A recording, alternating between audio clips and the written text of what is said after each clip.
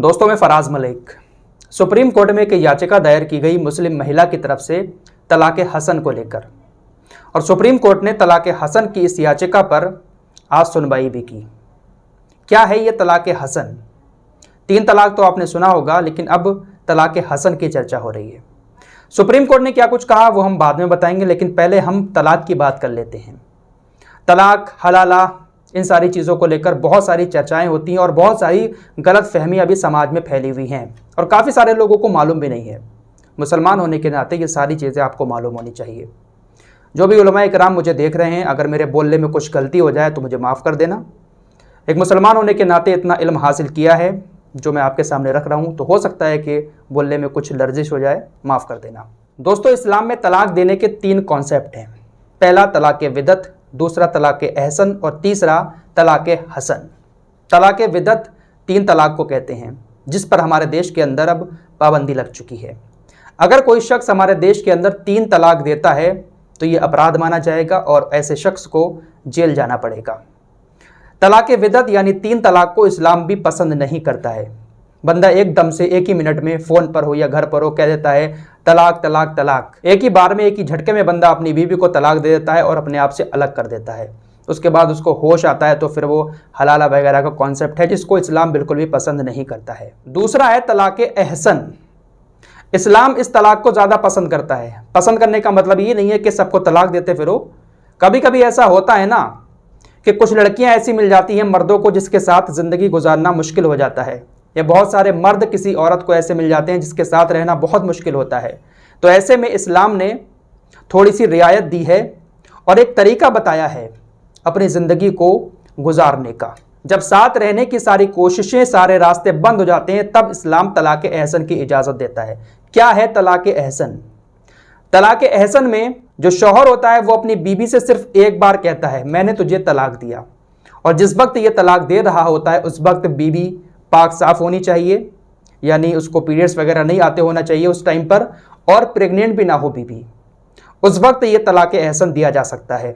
तलाक़ एहसन के तहत शौहर ने अपनी बीवी से कह दिया मैंने तुझे तलाक दिया, उसके 3 महीने के अंदर अगर शौहर अपनी बीवी से रुजू करना चाहे तो वो कर सकता है। रुजू करने का मतलब अगर वो उसके साथ रहना चाहे तो रह सकता है। 3 महीने के अंदर अंदर अगर शौहर को अपनी गलती का एहसास हो जाता है तो वो अपनी बीवी से बात कर सकता है, उससे माफ़ी मांग सकता है, या फिर बीबी के साथ हम बिस्तरी वगैरह कर सकता है। शहबत की नज़र से उसके हाथ लगाए तो ये जो तलाक़ एहसन होती है वो बीच में ही ख़त्म हो जाती है। शौहर अपनी बीवी से 3 महीने के अंदर अंदर रुजू कर सकता है। लेकिन अगर 3 महीने पूरे हो गए तो उसके बाद तलाक मान ली जाती है।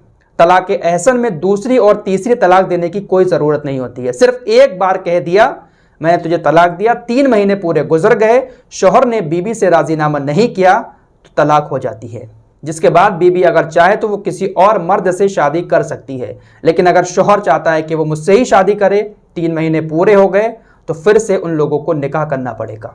लेकिन 3 महीने के बीच में ही अगर बोल जाते हैं एक दूसरे से हम बिस्तरी वगैरह कर लेते हैं, फिजिकल रिलेशन कायम कर लेते हैं, तो निकाह की ज़रूरत इसमें नहीं पड़ती है। तीसरा होता है तलाक़ हसन, जिसको लेकर सुप्रीम कोर्ट में याचिका पहुंची है। तलाक़ हसन के अंतर्गत शौहर अपनी बीवी को 3 महीने में 3 बार तलाक देता है, उसके बाद तलाक मानी जाती है। पहली बार शौहर ने अपनी बीवी से कहा कि मैंने तुझे तलाक दिया, उसके 1 महीने के बाद लोग एक दूसरे को समझाते हैं, शौहर को भी बीवी को भी। अगर वो लोग राज़ी हो जाते हैं तो आराम से दोनों एक साथ रह सकते हैं बिना किसी हलाला वगैरह के। और अगर 1 महीने बाद भी दोनों में राजीनामा नहीं होता है, दोनों एक दूसरे को नहीं समझते हैं, तब शौहर दूसरे महीने में दूसरी तलाक देगा कि मैंने तुझे दूसरी तलाक दी। उसके बाद 1 महीना और मिलता है सोचने का, समझने का, फिर लोग समझाएंगे कि अभी भी एक साथ आ जाओ, तुम्हारे बच्चों का क्या होगा, तुम्हारा घर बिगड़ जाएगा। अगर तीसरा महीना होते होते भी ये लोग समझ जाते हैं और शौहर तीसरी तलाक नहीं देता है तो तलाक नहीं होगी। लेकिन 3 महीने के बाद भी अगर दोनों में सुलह नहीं होती है तो तीसरे महीने में शौहर अपनी बीवी को तीसरी बार तलाक दे सकता है। तो यह है इस्लाम में तलाक देने का कॉन्सेप्ट। 3 तलाक को इस्लाम भी पसंद नहीं करता है। आजकल जो इस्लाम को टारगेट किया जाता है हलाला के नाम पर कि 3 तलाक एकदम से शौहर ने दे दिया, उसके बाद वो कहता है कि भाई मुझे अपनी बीवी के साथ रहना है, तो उसके बाद एक एग्रीमेंट वाली शादी कराई जाती है, उसके साथ 1-2 रातें बिताई जाती हैं, फिर जो है तलाक दी जाती है, फिर वो शौहर के साथ आती है।